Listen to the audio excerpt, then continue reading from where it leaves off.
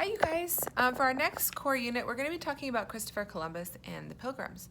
And this is a really great lesson for us right now because it teaches us a lot about Thanksgiving time. So we're going to be learning about some things that happen in history. History means something that happened a long time ago, but that's really important to us because it helped us to become who we are and what we're doing now. So pay attention. You can learn a lot of cool things about history of our country and people who lived here a long time ago. This is a map of the world in 1492, a long time ago. And we are going to be talking a lot about these people that would live right here and how they got different places. Do you see this little country right here? It kind of looks like a shoe or a boot. That is Italy. And today, the story that I'm going to tell you takes place in the country of Italy, this little boot-looking country right here. Okay, and then the question is how do you think that people got from place to place? What if someone over here needed to get all the way over here? How do you think that they did that? Because here's Asia and China over here, and then here's Europe over here. So how do you think that they got places? Another really cool thing, well, they probably had to use their boats, right? Another really cool thing is that a lot of spices were grown on the continent of Asia, which is over here, but not over here in Europe. And they were very expensive to buy in Europe because you had to get them so far away.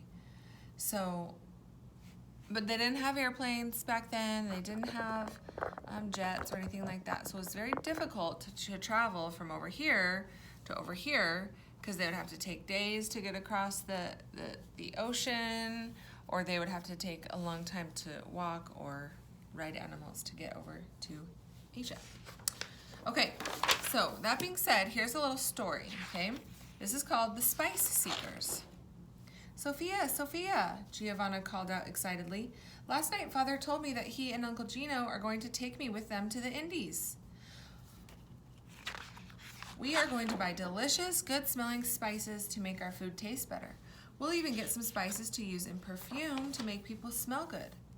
And in the Indies, they have bright, beautiful cloth for making clothes much finer than ours. Father says that if we can bring these things home, we can sell them for a lot of money and we will be rich. Sophia looked horrified, but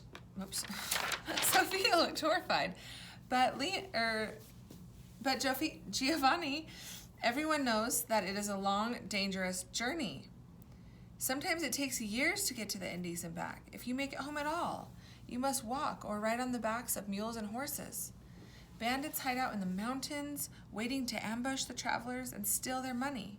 If you get past the bandits, you still have to cross the very wide desert. If you run out of water, you will die of thirst and...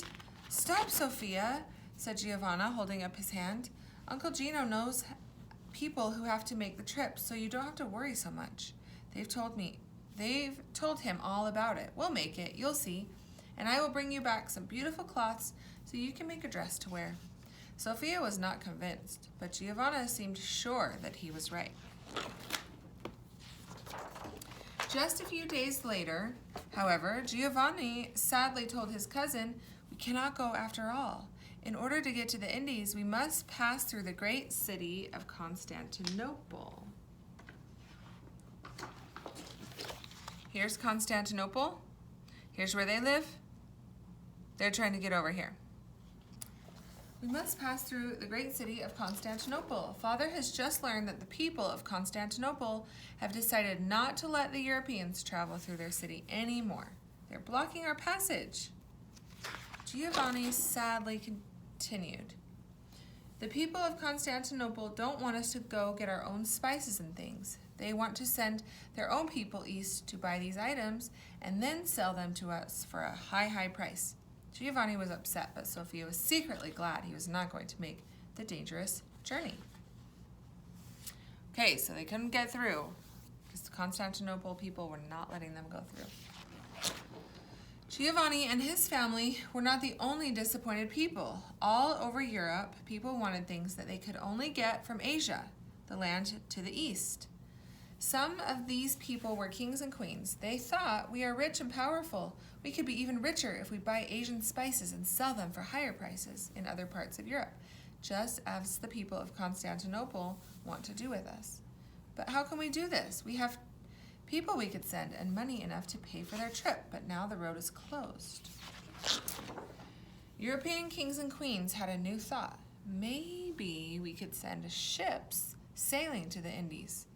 Our sailors could fill the ships with wonderful treasures, then sail back home. But how can our ships reach the Indies? See, look right here. How are they going to reach and get all the way around? It could take a super duper long time. That's what they're saying. They would have to sail south in the great Atlantic Ocean, far from the lands we know well, and into the waters that are new to us. They would have to go all the way down to the edge of Africa, around the bottom, and then sail all the way up to the other side to get to the Indies. It doesn't look that far, but you guys, it would take a very long time.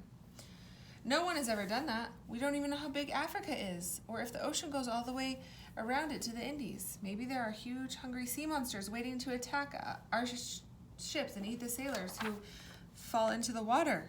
Maybe there are strangers who would not want our sailors to travel near the countries and might try to stop them. Sailing to the Indies might be even harder than going by land. We had better ask the smartest people we know what they think before we decide what to do. So the kings and queens began looking for people who could help them explore. They needed to find excellent sailors and brave explorers ready for an adventure. Okay, so here are the questions. Do Giovanni and Sophia, the boy and girl in the story, do they live at the same time as us right now? No, they don't, right? They're talking about riding horses and having to go buy spices that were super expensive. What country did Giovanni and Sophia live in? I don't remember if I told you very well. Italy. And where are they trying to go? To the Indies. Can they travel fast in an airplane? Nope, they would have to travel by foot or by boat. Okay, so a journey means a long, long, long trip. So a journey would be like if you got in the car and you drove for a couple of hours to go see your grandpa or grandma. It's a journey. Let's talk about if these things are a journey or a short trip. Ready? Sailing on the ship across the ocean from Europe to America. Is that a journey or a short trip? Journey. How about swimming across the pool? Short trip. Walking to your neighbor's house. Short trip. Walking across the desert. Journey. Riding in your car to school. This is probably a pretty short trip. Riding in your car from one side of America all the way to the other.